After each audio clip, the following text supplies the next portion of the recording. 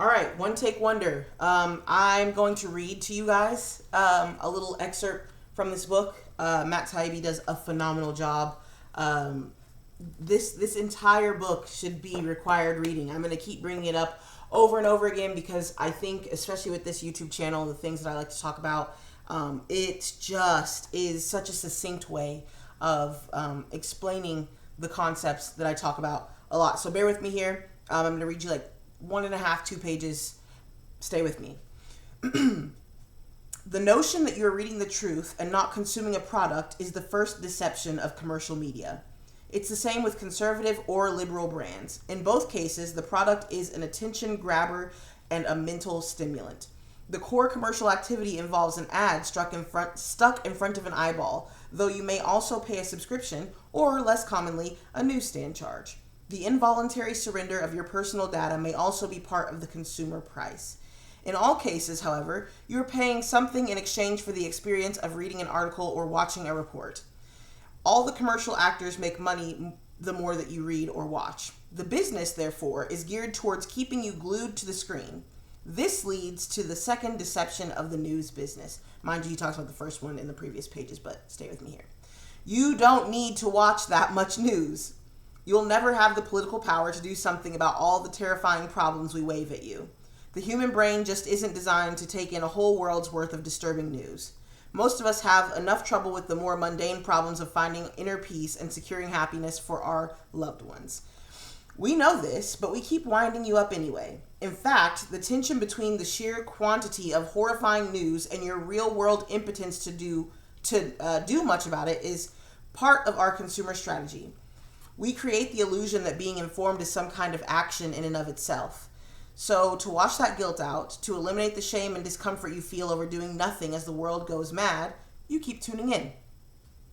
The "you don't actually need to be watching this all day" rule would be true even if the news stories were sorted logically and according to social importance. But they aren't. We aren't informing you. We can't, actually. Irony alert.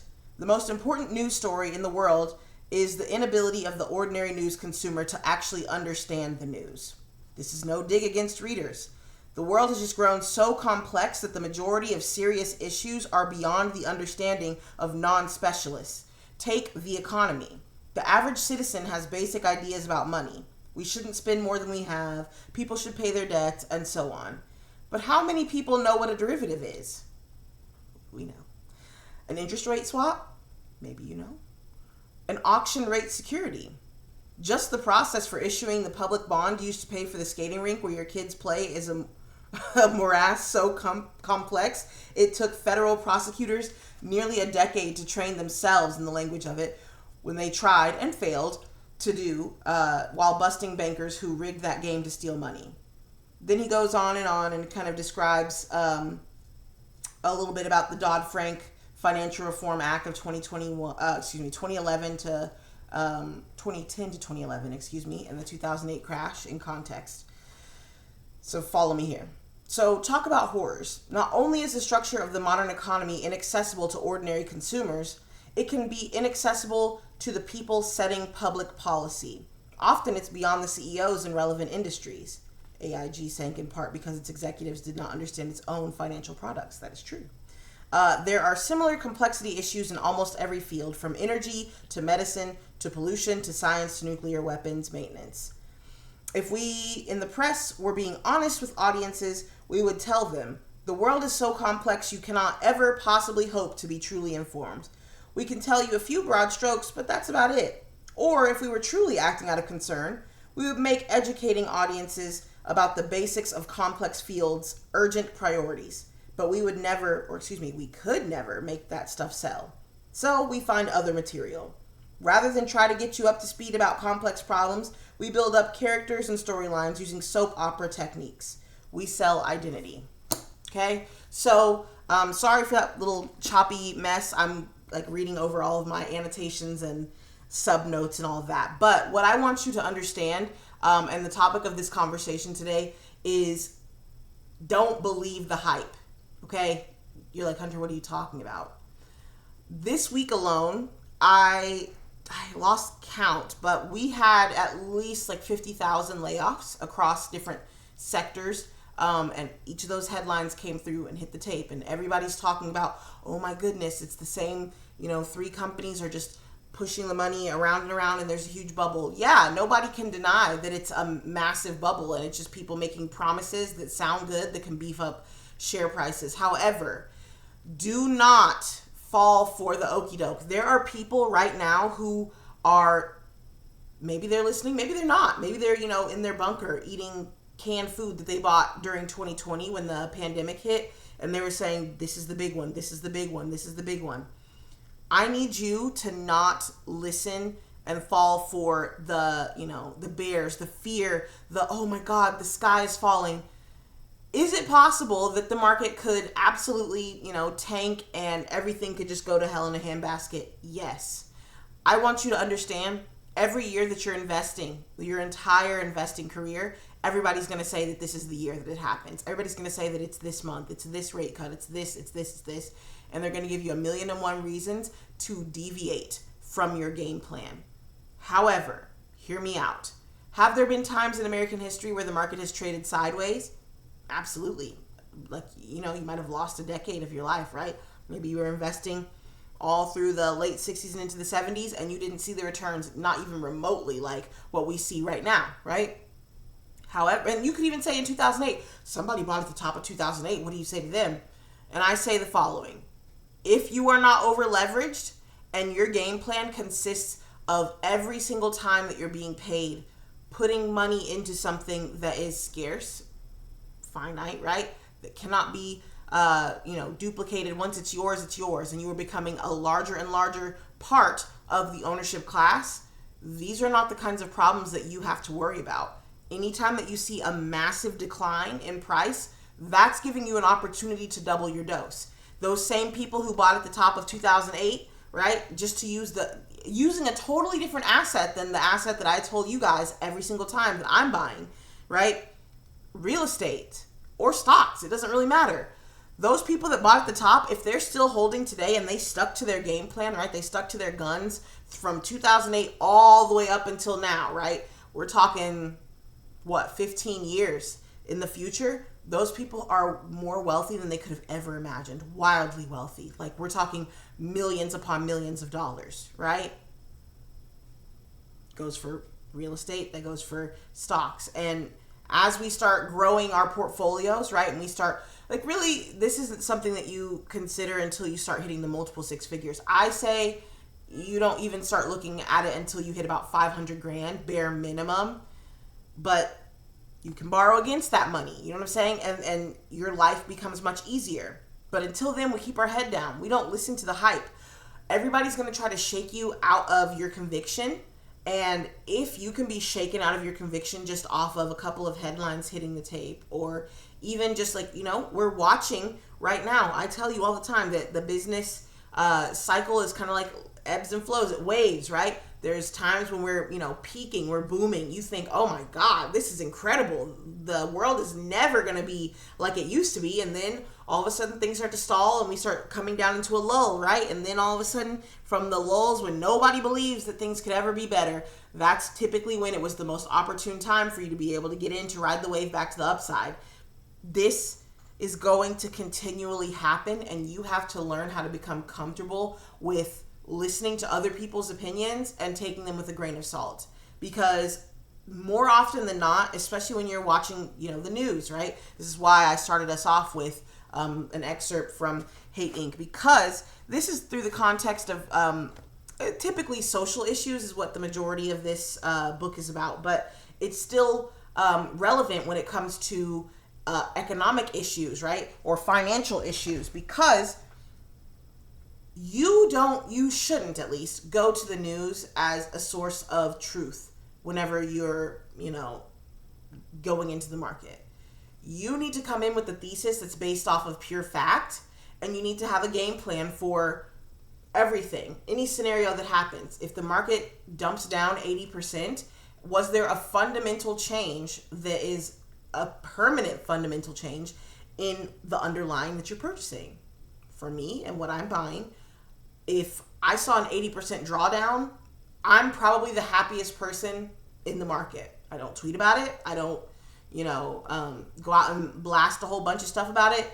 But I stick to my plan because I know that it's valuable. And if I liked it at 107, 111, 115, 125, I'm going to love it at 50. If I ever got so lucky to, right? Like, you have to look at it in this way. The money that we're putting in is not something that's supposed to be just, oh yeah, I'm in and I'm out. If you're going to do that, you're using a smaller portion, most likely, or at least I hope you are, of your portfolio. So that way you don't have to worry about day to day. You have a bad day, you have a bad week, a bad month, even a bad year. I hope you don't have a bad year, but it happens, right? You still have some dry powder left and you're not, waiting for another, 10,000% gainer. I think a lot of traders and a lot of investors, like, who are just starting out, have problems with the market because their time horizon is too short. So they start looking to things like the news, not realizing that the same news that's pumping out information, they're selling. They're owned by, the institutions that are selling on top of your head. Of course, they're going to tell you that X or Y or Z is a great buy because they want to be able to exit. And by the time that it hits the news cycle, it's already too late. You're looking for value, right? So if you're looking for value, and I talk about this all the time, right? We want to either exploit opportunities where there's a discrepancy between the value that actually exists and what people see, or we're creating value for someone else and making their life easier. If we understand that when we're trading or we're investing long term, we're looking for that value that hasn't been seen by other people, does it really make sense? Like, logically, sit back and think, does it actually make sense for me to be looking at CNBC or CNBS, however you want to call it? That's what I think it is, a bunch of BS. Does it make sense to be looking at something that 150,000 other eyes are looking at all at the same time and saying, that's where my next big thing is? Are they going to give you some calls that hit? Sure, they kind of have to, or otherwise people wouldn't listen. But more often than not, they're just giving your exit liquidity for a large institution. You say, so I could just take the inverse of those every single time? I don't think the juice is worth the squeeze. I think that your time and your effort and your money would be better served simply looking for those opportunities to exploit. And I've told you, and I'll continue to say, I really genuinely do believe in my heart of hearts that Bitcoin is the single easiest asymmetric bet that you could ever make. If we go into a bear market sometime in the next year and everything pulls back 40-50%, even if you were buying at these current prices, this is giving you an opportunity to just keep stacking because zoom out, go to the largest chart that you can possibly find, pull it all the way out to the beginning since its inception, and you tell me what the trend looks like. You say, well, Hunter, there could be a Great Depression, things could get really bad. Do you not think that the US dollar is going to have severe problems as well? If there's a severe depression, there's not going to be money chasing anything like US dollars, I can tell you that. And maybe, you say, they're going to flee to something safe like gold. Possibly, but gold's already pretty much seen a tremendous run up, right? Sure, there could be a little bit left, but at some point people are going to say, this actually doesn't look like the best place to park my money. So you say, maybe they'll go to real estate. Well, I don't know if real estate's going to be in high demand, right? If, SHTF, right, hits the fan, if interest rates start moving back up eventually, right now we're looking at cutting rates and stopping QT by the end of December or December 1st? I don't remember. I haven't been following it, to be honest with you. You got to do what makes sense. I'm not going to tell you what to buy. I tell you what I buy. I tell you why I buy what I buy.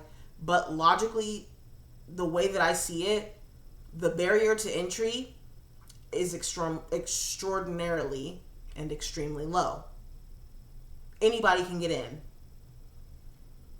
Michael Saylor described Bitcoin as a liquidity sponge, and it's true. Eventually, these dollars are going to start trying to pick up as much Bitcoin as possible. And if you got your Bitcoin on an exchange, I implore you to consider heavily getting yourself a solid wallet. I use Trezor. But you gotta understand, y'all, like, this is all a game. It's all a very calculated game, and there's nothing that's happening that hasn't been pre-planned. These institutions want to shake you out of your positions. You being shaken out of your position means a gain on their books. Finance is a zero-sum game. Nobody's coming to save you. These people are not your friends. They're not laughing and happy and joking with you and saying, oh yeah, go ahead and buy this. I'll take the loss. You go ahead. You are either an apex predator or you are prey. And unfortunately, you have to, the sooner that you become an apex predator, the better. And when I say apex predator, I don't mean you have to have $100 million family office and be, a big shark navigating. You can be a small fish riding behind the big whales and still be able to eat quite well off of the crumbs that they drop as they're eating, and they're doing their thing. For me, Bitcoin is that way. I need to have something that cannot just be, the float can't just be at the click of a button increased by 100 million shares, right? I can't live with that. I can't live with the idea that what I own, I don't have complete control over. You know what I'm saying? I can't live with the fact that my savings or my money could possibly, at just with any weakness that's outside of my control, right? Matt Taibbi said in the quote, run back the audio to the beginning, our own impotence, right? I don't like the idea of being impotent. I don't want to not be able to move my money on a Sunday because the bank is closed. I don't want to be able to, or I don't want to be unable to touch my money because it's 11:45 p.m. and I gotta wait for the bank to open, and then I gotta, send a transfer, and then I have to also make sure that I write on a slip of paper like, yo, U.S. government, this is what I'm doing with this money. I don't like the idea of not being able to travel with as much of my money or as little of my money as I want. Like, that's BS. That's not free. That's not sovereign. Like I told you in a video, golly, I guess it would have been like 3 weeks ago now. Whenever the law was set that you could only travel with $10,000, Ronald Reagan, I believe. No, Richard Nixon, excuse me.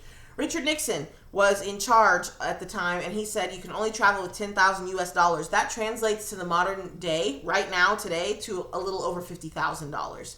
So why then has the law stayed at $10,000? That purchasing power is eroding and eroding.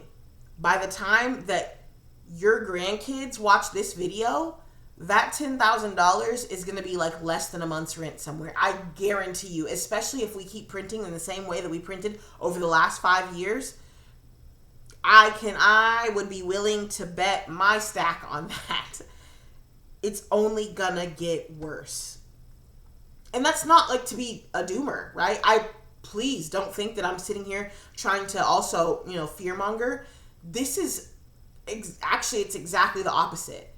This should be something so inspiring and so exciting for you that you shouldn't know how to contain yourself. You shouldn't know how to, you should be like vibrating in your seat like, oh my God, we have a way to escape from this system. And you can still, people are like, okay, well, Hunter, if my money is parked in here, how can I access it?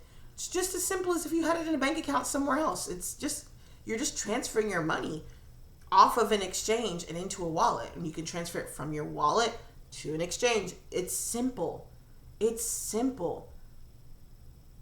The problem that a lot of people have, and the problem that I've noticed quite a bit with the modern era, is that personal responsibility has kind of been removed from the average person day to day.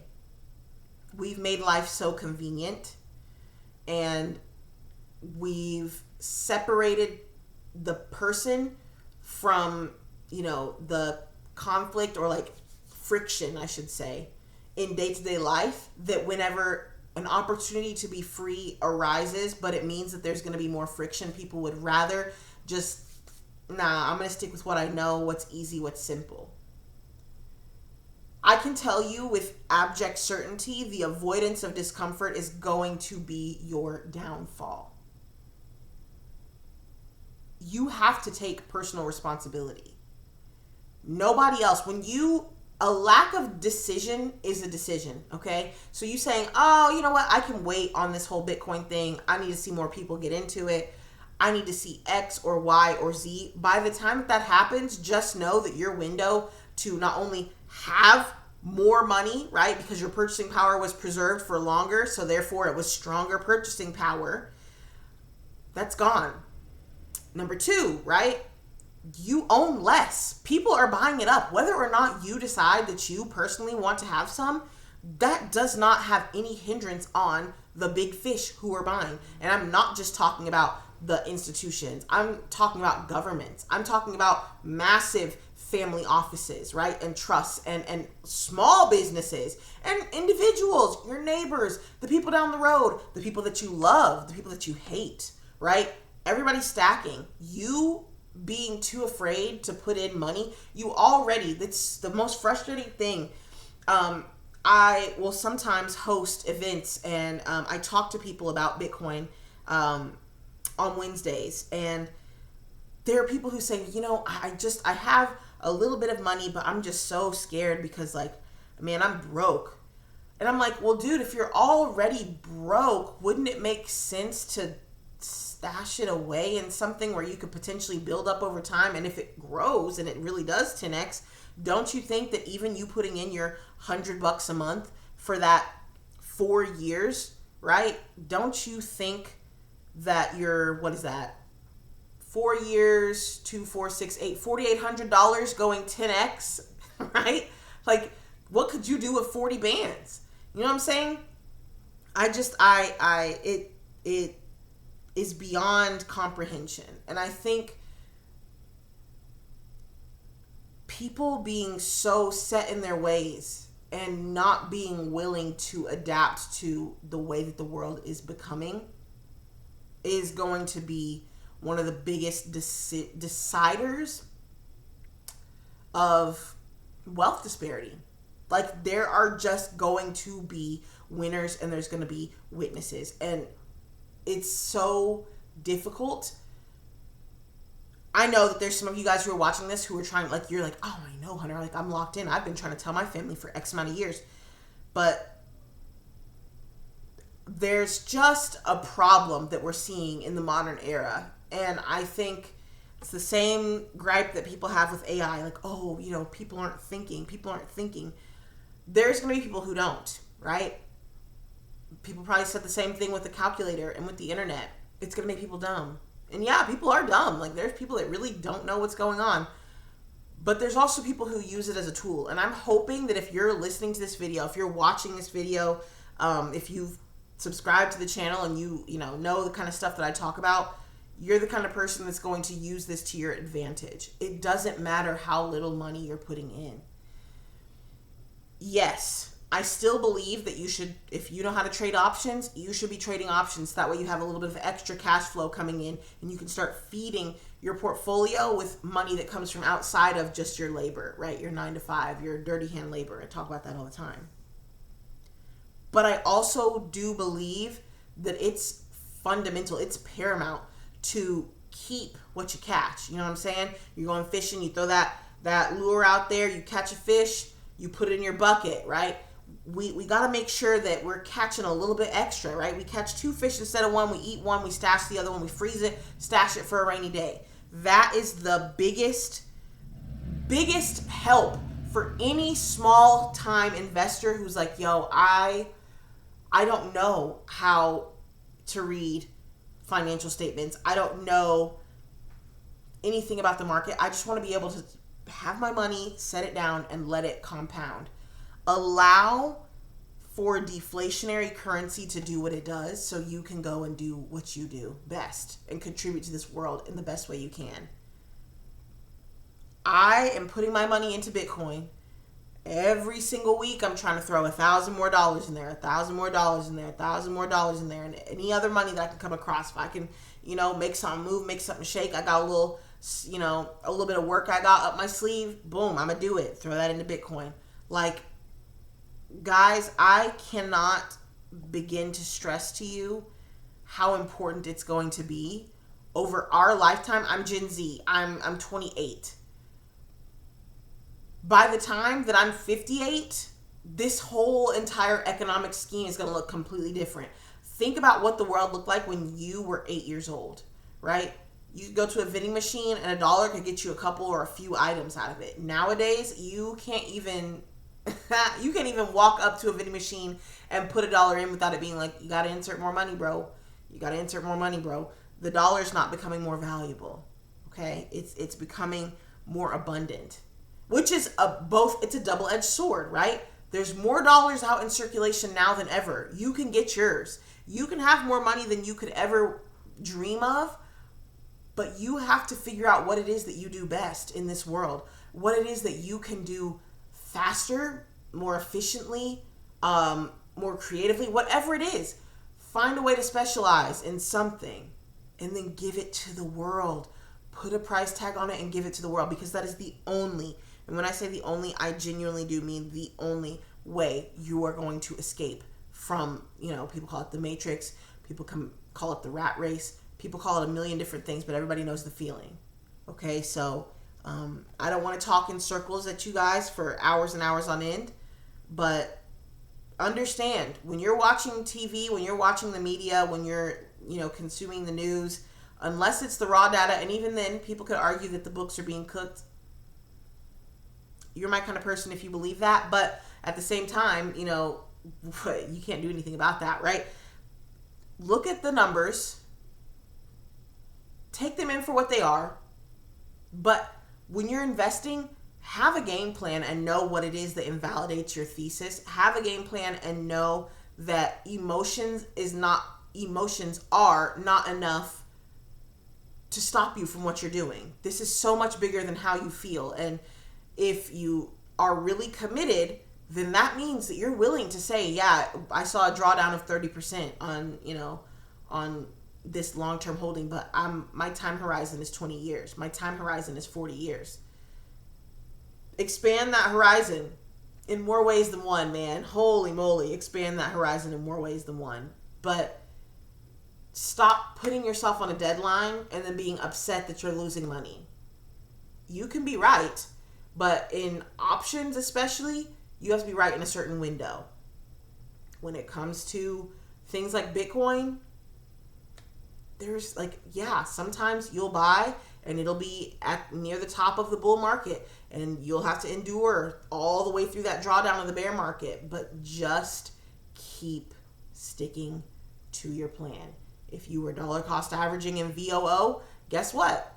If you're dollar cost averaging in Bitcoin, it's the same kind of thing. When it's down, you're just buying at a discount. You're just making your average price even sexier. So that way when the next bull market comes around, oh my God, you're like, I'm chilling. My money is actually working harder for me than I work for it. And that's the game plan. That's the goal. That's what we can only hope for. And if we stay diligent, that's what we're going to achieve. So today's video is just about not believing the hype.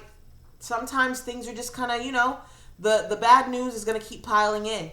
And sometimes it's real and it's tangible, but sometimes it's just institutions wanting to make you into some liquidity for them to pick up more shares and to ride the wave on up into glory, right? So nothing too complex here today.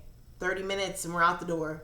I hope that this makes sense. I hope you are able to gather something. And also, I really do recommend this book. Like, genuinely, I don't know if y'all can see, I got like annotations on almost every page here.